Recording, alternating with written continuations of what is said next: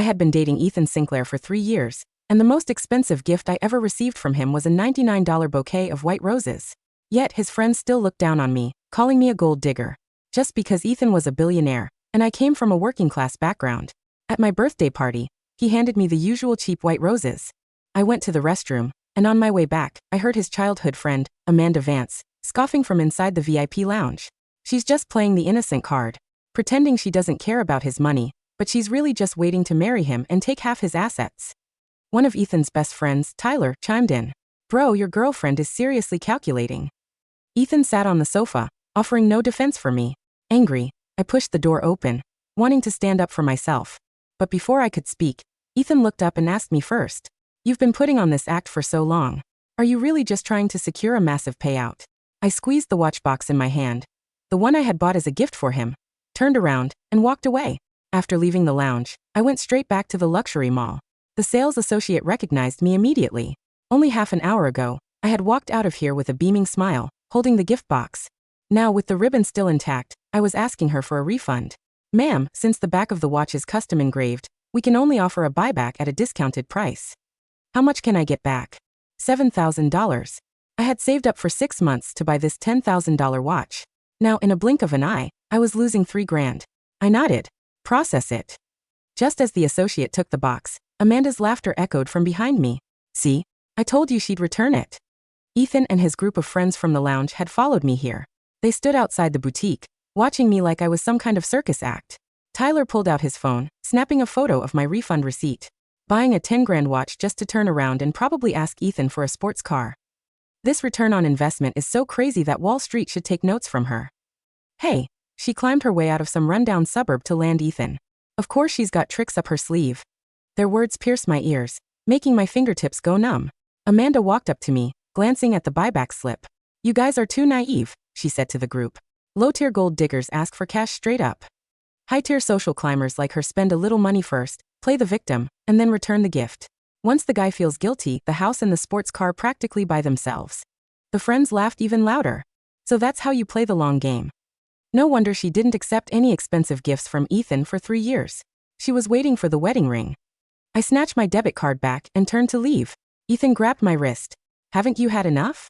He pulled a black card from his wallet and shoved it into my hand. I went too far with my words earlier. Take this and buy whatever you want. Stop throwing a tantrum. I stared at the black card, a heavy weight pressing down on my chest. We had been together for 3 years, and I had never spent a single dime of his money. Yet even today, he still believed all my pain and humiliation could be solved with a swipe of his card. I placed the card back on the counter. Ethan, let's break up. His face paled, but Amanda clapped her hands.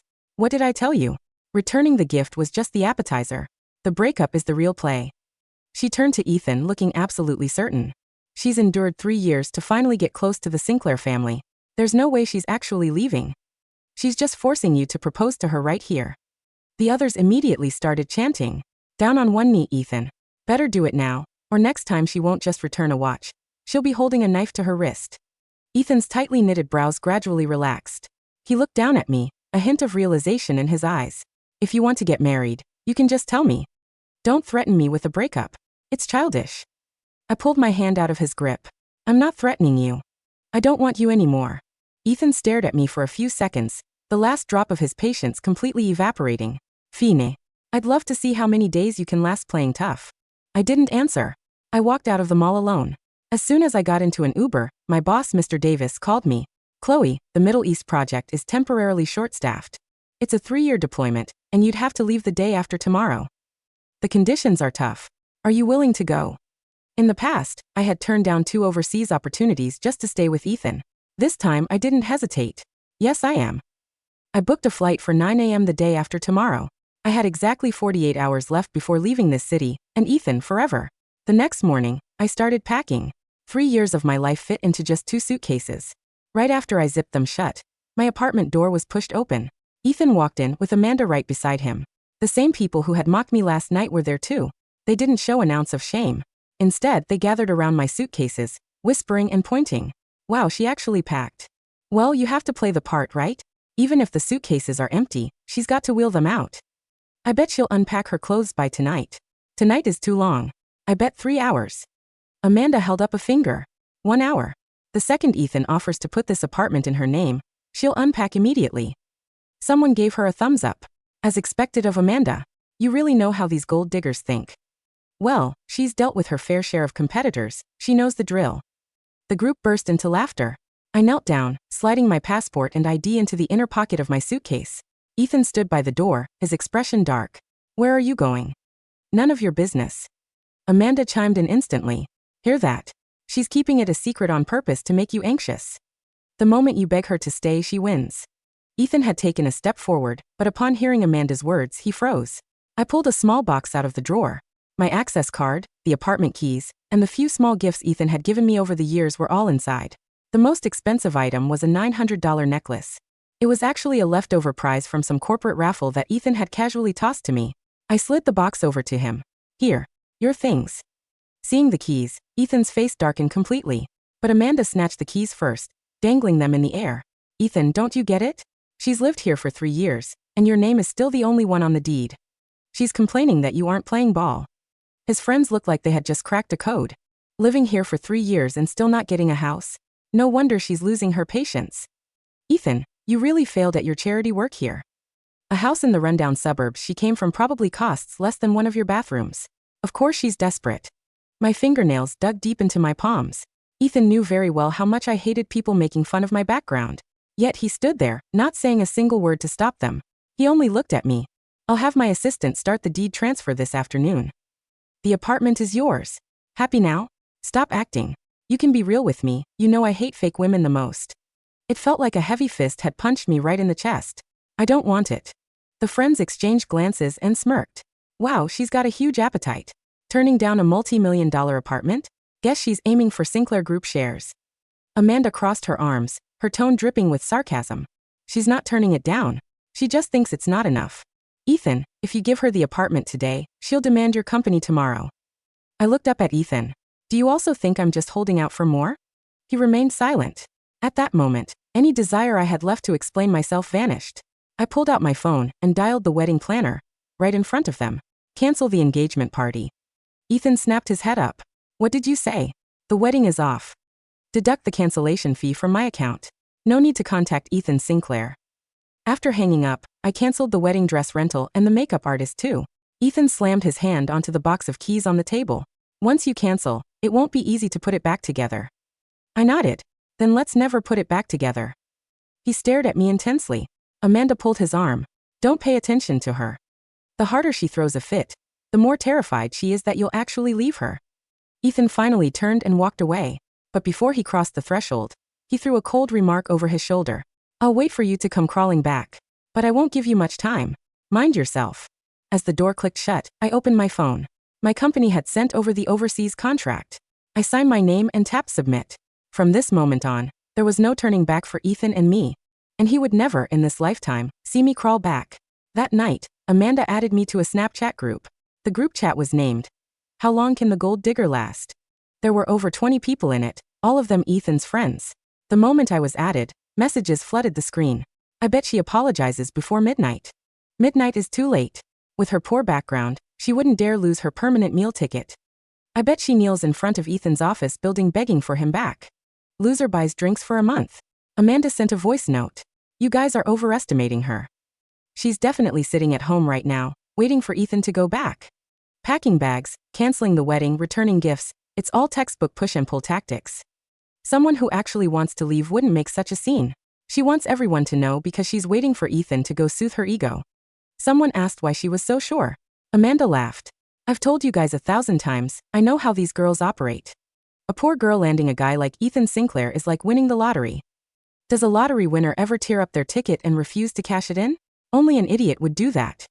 The group erupted with laughing emojis. Ethan was in the group too. He didn't say a word, but he didn't stop them either. I left the group chat immediately.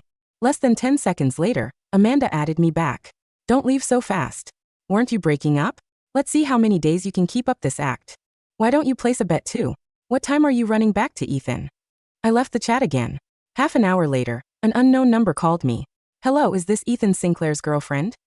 Mr. Sinclair has been in a terrible car accident. He's in the ER right now. 3 years ago, they had played the exact same trick. I was in the middle of a crucial professional certification exam back then. The moment I heard Ethan was in a car accident, I left my exam paper blank and rushed to the hospital like a madwoman. When I pushed open the VIP ward door, all I saw was a table full of expensive food and champagne. They laughed, saying that since I was so worried about Ethan, I must really be terrified of losing my golden ticket. The second time, my mother was hospitalized with a severe illness. They lied to me again, saying Ethan was in danger. I left my feverish mother in the care of a neighbor and took a 5-hour train ride back to the city. It turned out to be another test. They watched me cry while complimenting my excellent acting skills. This time, I spoke calmly into the receiver. If a signature is needed, contact his family. We've broken up. The line went quiet for a moment, and then a burst of laughter erupted. Amanda took over the phone. Oh, you've gotten smarter. You knew we were testing you. But don't think playing cold-hearted will make Ethan panic. I hung up immediately. The next morning, I dragged my suitcases to the airport. Before going through security, a colleague from work called me. Chloe, Mr. Sinclair's assistant, just called me to ask if you really resigned. I stopped in my tracks. What did you tell him? Before I could say anything, some woman next to Ethan said you were just using this to force a marriage. Then Mr. Sinclair hung up. I didn't even need to ask to know who that woman was. At 8:40 a.m., the loudspeaker announced my flight was boarding. I looked back at the airport entrance one last time. Ethan hadn't come. My phone buzzed. Amanda had sent a video. Ethan was sitting in a high-end lounge, a glass of whiskey in front of him. The group was still waiting for me to bow my head.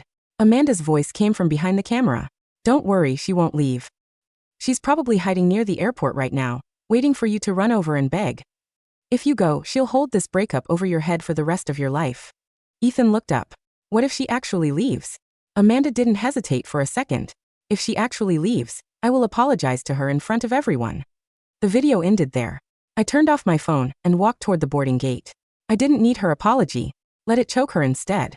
Before boarding, I arranged for a courier service to deliver my packed boxes straight to the lounge where Ethan and his friends were. Half an hour later, someone in the Snapchat group posted a video of them opening the boxes. The scarves, stuffed animals, and keychains Ethan had given me, along with every single card he had ever written to me, were piled inside. At the very bottom lay a detailed ledger. For 3 years, I had kept a meticulous record of every expense Ethan had paid for me, dinners, trips, and our shared rent.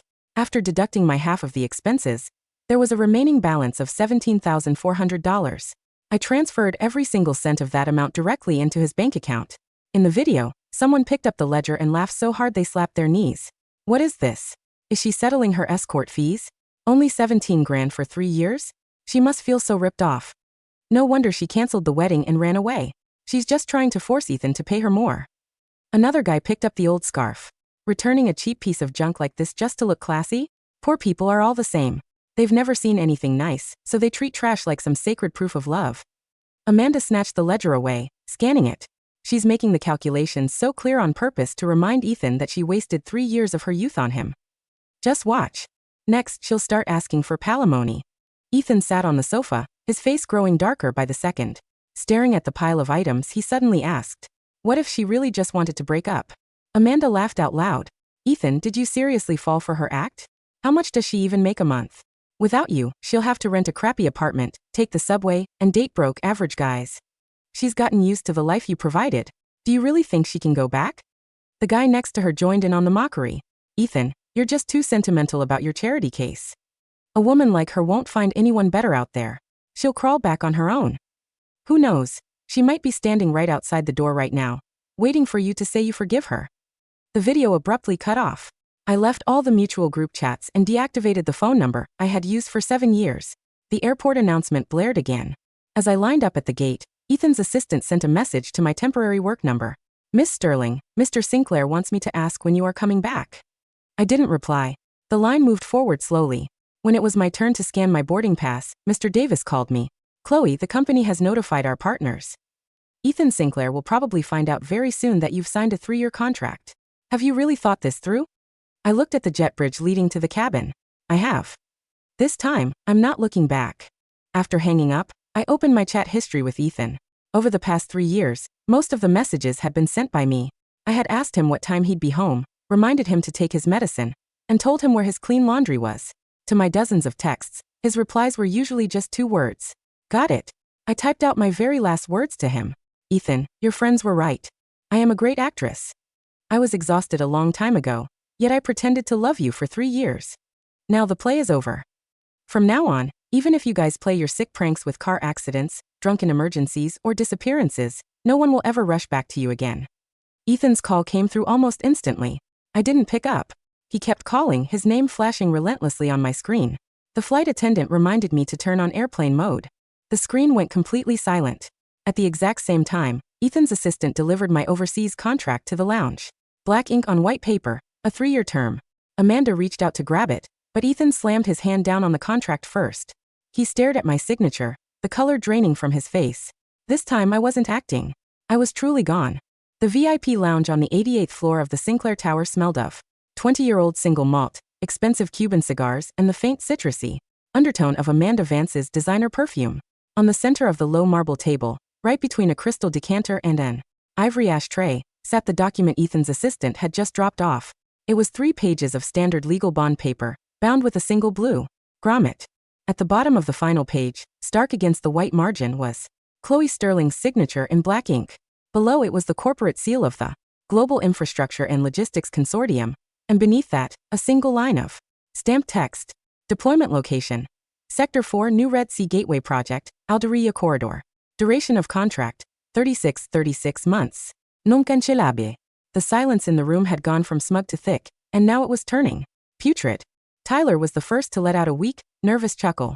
He picked up his glass of bourbon, swirling the ice with a metallic clink. Come on, man. She's bluffing. It's an overseas shell assignment. You pay some headhunter $5,000. They draft a dummy contract. You flash it around to look important. She's probably sitting in a Starbucks at Terminal 2 right now, waiting for Ethan's driver to pull up to the curb. Amanda reached out, her manicured nail tapping the edge of the paper. She leaned over Ethan's shoulder, her tone light, melodic, dripping with that familiar, mocking sweetness. Tyler's right, Ethan, Amanda whispered, patting his arm. Don't let her rattle you. You know how these girls from the outskirts work. They have so much pride. Because they have nothing else. She's going to wait until the boarding gate closes, realize nobody came to stop her, and then she'll text you a sob story about how her flight was canceled. Just watch. Ethan didn't speak. He didn't move. His eyes were locked on the small cardboard box sitting on the corner of the sofa. It was an ordinary shipping carton, roughly the size of a shoebox. Inside lay every piece of evidence of the 3 years they had spent together. There was the gray knitted scarf he had left in her apartment during their first winter, a cheap polyester blend that his PR team had handed out at an open-air charity run. There was the acrylic keychain from a gas station in Maine when his sports car had blown a radiator hose, and she had spent 3 hours sitting with him on the gravel shoulder, wiping the grease off his fingers with baby wipes. And resting on top of the pile was the leather-bound notebook. Ethan's hand moved slowly, as if against a heavy current. His fingers, which had signed off on 9-figure acquisitions without a tremor, shook as he picked up the small ledger. He flipped the cover open. March 14th. Dinner at Lauberge. Ethan paid $340. My half, $170, deducted from grocery savings. April 2nd. Shared Uber to airport, $64. Paid cash to driver. Asterisk. Asterisk June 18th. Ethan bought pharmacy supplies for my flu, $42. Transferred $42 to his personal checking account, ref number 8821. September 9th. Ethan's 26th birthday.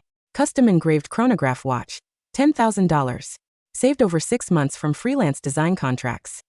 Total balance of joint living expenses incurred by Ethan over 36 months, $17,400. Guair confirmación. Almohadilla TX 9092 aclared. Every meal, every taxi ride, every cup of coffee he had ever tossed her way, while complaining about the market fluctuations of Sinclair Enterprises. She had tracked every single cent. She had not kept it as a weapon. She had kept it as an insurance policy against his contempt. She had paid back every nickel he had ever spent on her, right down to the $42 of cold medicine. Ethan. Amanda's voice had lost some of its smooth veneer. Her eyebrows knitted together as she reached for the notebook. What is that? Let me see. She probably faked the numbers to make herself look like a saint. Don't touch it. The words were not loud, but they dropped into the room like a slab of frozen granite. Amanda froze, her hand hovering in midair. Ethan, I said. Ethan looked up, his face devoid of color, his obsidian eyes dark, hollow, and suddenly terrifying. Do not touch her things. Tyler set his glass down on the coaster with a dull thud. The other 3 guys on the sectional sofa stopped whispering. Ethan, bro, Tyler muttered, holding his hands up. We were just messing around. You're the one who told us she was getting clingy. You're the one who said, "Get out," Ethan said. What? Amanda blinked, her mouth falling open. Ethan, we've been here all morning supporting you. We threw this whole get-together so you wouldn't feel bad about her childish games. Get out of my office, Ethan repeated, his voice dropping into a register that made the hairs on the back of Tyler's neck stand up. All of you. Now. Tyler didn't wait for a second warning. He grabbed his jacket from the back of the chair and gave the other men a sharp nod. Within 15 seconds, the heavy mahogany double doors clicked shut behind them, leaving only Amanda standing in the center of the plush Persian rug. Ethan, you are being ridiculous, Amanda said, her chest heaving, her aristocratic composure cracking into sharp, ugly lines. She is a nobody. Her father is a retired mechanic and her mother works at a dry cleaner. She spent 3 years leeching off your status, and the moment you didn't hand her a diamond ring on her birthday, she threw a fit. Do you really think she's in the Middle East? Do you know what kind of hell those infrastructure sites are? There's no running water half the time. There's dust, heat, 40-degree desert. Sun. A girl like her won't last 48 hours. Ethan didn't look at her. He picked up his phone, dialed his private flight dispatcher, and pressed the receiver to his ear. This is Ethan Sinclair, he said, his voice flat, mechanical. Check the passenger manifest for Emirates Flight 204 to Dubai, departing at 9 this morning. Name, Chloe Sterling. There was a 3-second pause on the other end. Mr. Sinclair. The dispatcher's voice came through crisp and clear over the speaker. The flight took off on schedule at 9:02 a.m. Seat 14A. Passenger. Boarded at 8:46 a.m. Ethan's hand slowly lowered the phone. He looked at Amanda. She's on the plane, Ethan whispered. Amanda swallowed hard, her throat bobbing, but she forced a cold, dismissive laugh. Fine. So she got on a plane.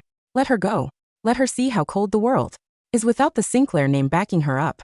When she's broke, sunburned, and begging for a ticket home in 2 weeks, don't you dare send the private jet for her. Ethan stood up. He was 6'2", broad-shouldered, and had spent his entire life being told that the world existed to cater to his desires. For the first time in his 28 years, he looked completely, utterly hollow. She didn't use the Sinclair name, Ethan said, looking down at the $17,400 wire receipt sitting on the desk. She never used it once. We were the ones who couldn't stop talking about it. 14,000 kilometers away, the heat hit Chloe Sterling like a physical wall the moment she stepped out of the pressurized terminal of the regional desert transit hub. The air smelled of ozone, dry earth, diesel exhaust, and raw concrete. Outside the security perimeter, 3 heavy-duty white Land Cruisers were idling on the baking asphalt, their chassis caked in fine reddish-brown sand. Standing beside the lead vehicle was a tall woman in her mid-40s wearing steel-toed boots, utility cargo trousers, and a wide-brimmed khaki hat. Chloe Sterling? The woman called out, shielding her eyes against the blinding midday sun. Yes. Chloe dragged her 2 suitcases across the gravel. Director Hayes? Call me Sarah, the woman said, extending a calloused, sun-darkened hand. Gave Chloe's grip a firm, testing squeeze, then looked at Chloe's sensible linen shirt and tied-back hair. You don't look like the pampered corporate analysts they usually send us from the central office. I'm not an analyst, Chloe said, tossing her first bag into the open bed of the truck with an effortless lift. I'm the logistics coordinator. Where are the site schematics? Sarah Hayes's lips twitched into a rare, genuine grin. In the glove box. Drink. Some water. We have a 3-hour drive into Sector 4, and the dust storm season just started. The new Red Sea Gateway project was not a place for the faint of heart. It was a $70 billion international undertaking, a sprawling network of deep-water berths, automated rail corridors, and solar-powered desalination facilities rising out of the barren coast. The living quarters were prefabricated shipping containers fitted with industrial air conditioning. The meals were communal, served in a massive mess hall where engineers from Tokyo, Berlin, and Chicago sat side by side with local project leads. There were no VIP lounges. There were no country clubs. There was no one taking bets on whether someone was worthy of being spoken to. On her 3rd day, a supply bottleneck threatened to halt the construction of the primary seawall foundation. 200 concrete mixers were stalled on the coastal highway due to an error in the automated customs clearance system at the border. The local project manager was on the verge of panic, pacing the command trailer, while international subcontractors shouted in 3 different languages over the radio. Chloe sat at the metal desk, pulled up the dual-language customs manifest, and put on her headset. For 7 hours straight, without leaving her chair, she cross-referenced 500 shipping container codes, identified 42 mislabeled agricultural clearance forms that had triggered the security block, and drafted an emergency clearance protocol based on international maritime transit treaties. By 4 a.m., the convoy was moving. When the sun broke over the turquoise waters of the Gulf, the first pour of the concrete foundation began with a deep, rhythmic roar that shook the floor of the trailer. Sarah Hayes walked into the office, carrying 2 steaming metal mugs of strong Arabic coffee spiced with cardamom. She set one in front of Chloe, looking at the dark circles under the younger woman's eyes, and the immaculate spreadsheets glowing on her dual monitors. The regional director called me from Zurich 20 minutes ago, Sarah said, leaning against the doorframe. He wants to know who cleared the bottleneck in Sector 4. Chloe took a sip of the bitter, fragrant coffee, feeling the heat settle into her bones. What did you tell him? I told him we have a lead strategist who doesn't sleep, Sarah smiled. And that if he tries to transfer you back to headquarters, I will personally sabotage his supply lines. Chloe looked out the small, double-paned window of the trailer. Beyond the perimeter fence, the vast, ancient desert stretched out toward the mountains under an unbroken blue sky. It was brutal, unforgiving, and completely indifferent to human vanity. And for the first time in 3 years, Chloe felt she could breathe without asking for permission. Back in the city, autumn had turned into a bitter, slate-gray winter. Ethan Sinclair stood in the living room of his penthouse on 5th Avenue. The apartment was 4,000 square feet of polished limestone, floor-to-ceiling glass, and minimalist Italian furniture. It was supposed to be a masterpiece of modern luxury. Tonight, it felt like an abandoned museum. In the corner of the kitchen, the high-end espresso machine sat dark and cold. In the past, whenever he had worked late on an international merger, he would wake up at 6 a.m. to find a freshly brewed Americano waiting on the island, accompanied by a small glass container of homemade oat milk, because she had noticed that dairy made his stomach act up before high-stress board meetings. He had never once asked her where she bought the oat milk. He had never once said thank you. He had simply picked up the cup, checked his Bloomberg terminal, and walked out the door, leaving her to wash the mugs before she took the subway to her own office. A key rattled in the front lock. The door swung open and Amanda Vance walked in, wrapped in a white shearling coat, carrying 3 shopping bags from Bergdorf Goodman. Ethan, honey. Amanda's voice echoed shrilly against the high ceilings. I brought dinner from Le Cirque. The truffle risotto you like. And look, I picked up those cashmere throws you said you needed for the media room. Ethan sat on the low sofa, a glass of neat scotch resting between his knees. He didn't look up. I didn't say I needed throws, Ethan said flatly. Amanda paused, her smile flickering for a split second before she smoothed it over with practiced ease. She kicked off her heels and set the bags on the dining table, right where Chloe's small ceramic vase used to sit. Well, the room looked so bare. Amanda purred, walking over to sit beside him, her hand trailing casually across the back of the sofa toward his neck. Now that she's gone, we can finally redecorate properly. I was thinking of hiring that French designer who did my mother's townhouse. Ethan turned his head and looked at her. His gaze was so cold, so stripped of warmth or interest, that Amanda's hand froze 2 inches from his shoulder. Why are you here, Amanda? Ethan asked. What do you mean? She laughed, a nervous, brittle sound. I'm here to take care of you. We've known each other since we were 7 years old. Our families. When Chloe was sick with pneumonia 2 winters ago, Ethan said, his voice quiet, conversational, and lethal. You called me at midnight and told me you had broken down on the highway near the state line. Amanda's breath hitched. Ethan, that was 2 years ago. I left her in this apartment with a 103-degree fever, Ethan continued, his eyes locked onto hers like gun barrels. I drove 90 miles in a blizzard to find you. And when I got to the diner, you were sitting with Tyler and 4 other people, drinking martinis, laughing about how easy it was to pull me away from my little charity project. It was a joke. Amanda's voice rose, panic creeping into the edges. We were just messing around. She was fine, Ethan. She took some aspirin and went to sleep. She didn't take aspirin, Ethan said. She had a pleural effusion. She walked 3 blocks in the snow to the public clinic because she didn't want to bother my private doctor. The clinic records were in her desk drawer. Ethan set his glass on the coffee table. The crystal base cracked against the marble. You spent 3 years making sure I looked at her like she was a thief, Ethan said. Every dinner, every party, every time she smiled, you were there to whisper that she was calculating, that she was waiting for a payout, that she was playing the long game. She was. Amanda shrieked, standing up, her designer coat falling open. Look at her. She dumped you and ran to the Middle East. What kind of woman walks away from a billionaire unless she's trying to punish you? A woman who had self-respect, Ethan said, standing up to his full height. He walked over to the front door, pulled it wide open and pointed down the Private elevator vestibule. Take your risotto, Ethan said. Take your cashmere. And if you ever speak her name in my presence again, I will pull Sinclair Capital's entire deposit base from your father's bank before the opening bell on Monday. Amanda stared at him, her face turning an ugly mottled red. You're threatening my family over a girl who won't even answer your phone calls. Get out, Ethan whispered. When the elevator doors closed behind her, the silence returned to the penthouse. Ethan walked into the master bedroom. He opened the top drawer of his nightstand. Inside lay the $99 bouquet of dried white roses, now brown brittle and crumbled to dust. Beside them lay the black titanium card she had left on the boutique counter. He had given her a card with no limit, and she had left him with a balance of 0. 18 months passed. The Sinclair Group's international expansion into the Middle Eastern energy and logistics sector had hit a monumental wall. The project was the Eurasian Maritime Gateway, a $6 billion infrastructure concession that would dictate the next 20 years of international freight routing between the Persian Gulf and the Mediterranean. Sinclair Enterprises had poured $50 million into the preliminary bidding phase, competing against European state funds and sovereign wealth consortiums. To win the tender, Sinclair Group had to secure the operational partnership of the lead engineering consortium, Apex Global Logistics.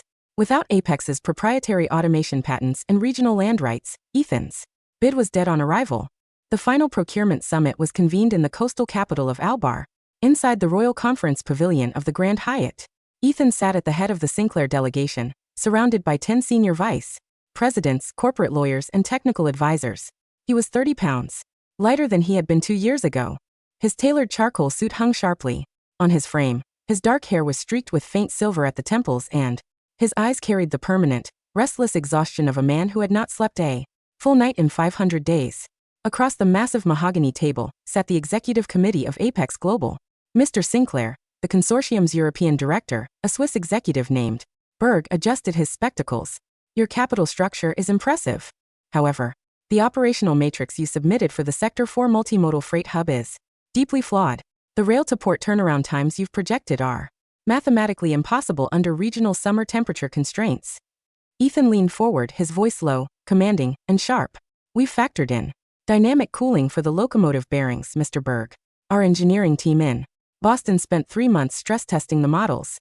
Your engineering team in Boston was working off theoretical data from 2021. A clear, cool voice spoke from the double doors at the back of the pavilion. The room went dead silent. The heavy mahogany doors swung open.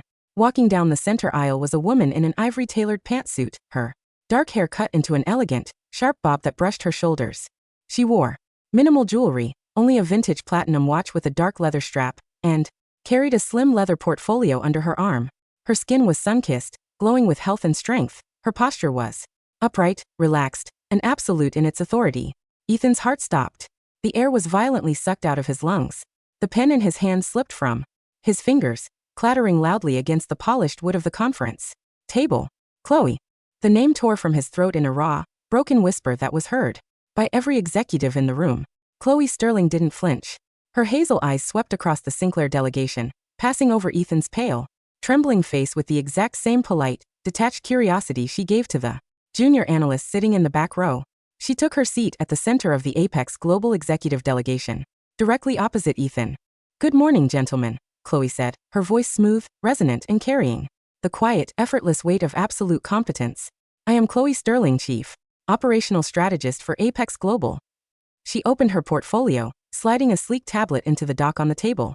A three-dimensional holographic projection illuminated the center of the room, rendering the entire Alderia transit corridor in pulsating blue and amber telemetry lines. Mr. Sinclair. Chloe looked directly at him, her expression entirely professional, devoid of warmth, hatred, or recognition. Your Boston team failed to account for the thermal expansion of the high-speed rail lines during the July-August solstice. At 52 degrees Celsius, your automated cranes will experience an 8% track misalignment. In an operation handling 4 million TUs annually, that translates to a 72-hour systemic bottleneck every 11 days. She tapped the screen, bringing up a revised engineering framework. This is the dynamic hydraulic rail architecture we deployed in Sector 4-6 months ago, Chloe continued, her tone steady, clinical, and brilliant. It reduces track deformation by 94% while cutting maintenance overhead by $12 million annually. If Sinclair Enterprises cannot match this operational standard, Apex Global will not co-sign your consortium bid. The room was completely breathless. The senior vice presidents of Sinclair Enterprises scrambled to review their notes, their faces turning red with embarrassment as they realized that a 30-year-old woman had just dismantled their 6-month engineering proposal. In 4 minutes. Ethan didn't look at the blueprints. He didn't look at the numbers. He looked only at her eyes. There was no anger in them. There was no bitterness. There was not even the lingering shadow of past pain. There was only nothing. She looked at the billionaire who had spent 3 years testing her purity as if he were a third-party vendor presenting an unsatisfactory invoice. The meeting adjourned at 5 in the afternoon. The moment the other executives filed out toward the reception terrace, Ethan pushed past his own legal team, ignoring his vice president's urgent questions about contract amendments. Chloe was walking down the long, sunlit marble corridor overlooking the private marina, reviewing a set of shipping manifests on her tablet. She paused, turning around slowly. Ethan stopped 4 feet away from her. Up close, he could smell the faint, clean scent of cedarwood and desert air. Gone was the cheap vanilla body spray she used to buy from the suburban pharmacy because she didn't want to spend his money. Mr. Sinclair, Chloe said, her tone polite, formal, and distant. If this is regarding the technical addendum for the rail alignment, you can submit the revised documentation to Director Berg's office by tomorrow morning. Chloe, stop. Ethan's voice cracked. He took a step forward, his hands trembling as he reached out, wanting desperately to touch the sleeve of her ivory jacket, yet terrified that she would disappear if he dared to cross the distance. Please, he whispered, his eyes bloodshot, his throat moving convulsively. Don't speak to me like that. I've looked for you for 520 days. I flew to Dubai. I flew to Riyadh. Your consortium wouldn't release your field location. Because my professional deployments are confidential, Mr. Sinclair, Chloe replied, her face remaining smooth, calm, and untouched by his distress. I bought the apartment, Ethan blurted out, the words tumbling out of him in a desperate, humiliating rush. The one you liked near the botanical gardens. I put it in your name. I transferred the title. I bought the building across from your design studio. I gave Amanda's father a $40 million default notice because she insulted you. I threw them all out, Chloe. Tyler, the lounge, the whole group. I haven't spoken to them in a year. Chloe looked at him for 3 long seconds. Then, she let out a small, quiet breath that sounded almost like amusement. And why did you do that, Ethan? She asked softly. Ethan's heart leaped. He took another step forward, his chest heaving with hope. Because I was wrong. I was blind, I was arrogant, I let them poison my mind. I thought everyone wanted something from me, and I didn't see that you were the only real thing in my life. Chloe, come home with me. I'll sign whatever you want. I'll give you half of Sinclair Enterprises before we even walk into a church. Just come back. Chloe tilted her head slightly. Ethan, she said, her voice dropping into a gentle, devastating clarity that cut deeper than any scream ever could. You still don't understand, do you? Ethan froze. Understand what? You think the problem was that you didn't give me enough money, Chloe said. She took half a step closer, looking up into his tortured eyes. You thought I was playing a game. You thought I was returning a watch to get a sports car. You thought I was canceling a wedding to force a proposal. You thought my entire existence, my dignity, and my 3 years of devotion were just moves on a chessboard to get your family's shares. She touched the platinum watch on her wrist. I didn't leave because you were rich, Ethan, Chloe said quietly. And I didn't leave because you gave me cheap roses. Then why? Ethan choked out, tears finally breaking through his lashes and tracking down his hollow cheeks. Why did you leave? Because you made me feel like loving you was a crime I had to constantly prove. I didn't commit, Chloe said. The silence that followed was absolute. Ethan stood there, the words piercing through the armor of his wealth, his ego, and his pedigree, shattering the last foundations of his soul. I gave you my heart for free, Chloe continued, her voice steady as the desert horizon. And because it was free, you thought it was worthless. You measured my loyalty against your bank balance, and in doing so, you proved that you had nothing of real value to offer me. She stepped back. I make $500,000 a year now, Ethan. Iman 20,000 ton. Logistics corridors. I have colleagues who respect my mind, and I have a life that is entirely my own. She looked at him one last time. Not with hatred, not with revenge, but with the pure, untroubled peace of a woman who had crossed an ocean and left the ghost behind. I don't need your apartment, Chloe said softly. I don't need your shares. And I will never, in this lifetime or any other, need you. She turned on her heel, her low heels clicking against the polished marble floor, in a clean, rhythmic cadence, and walked toward the sunlit terrace where the future was waiting for her. That night, A rare desert rainstorm rolled over the coast of Albar. The wind howled off the Gulf, driving heavy sheets of cool water against the glass walls of the hotel suite. Ethan Sinclair sat on the floor of his balcony, drenched to the skin, his head resting against the cold iron railing. Below him, the lights of the commercial port stretched out into the dark waters of the sea, massive container ships moving smoothly under the glow of automated yellow cranes, following the routing algorithms designed by the woman he had called a social climber. In his hand, he clutched a crumpled piece of paper. It was the receipt from the luxury boutique from 18 months ago. Item: custom engraved chronograph watch. Original price: $10,000. Buyback value: $7,000. Net loss: $3,000. Engraved on the back of that watch, words he had never bothered to read until he had paid the boutique $50,000 to retrieve it from their scrap inventory a month after she left, were 7 simple words.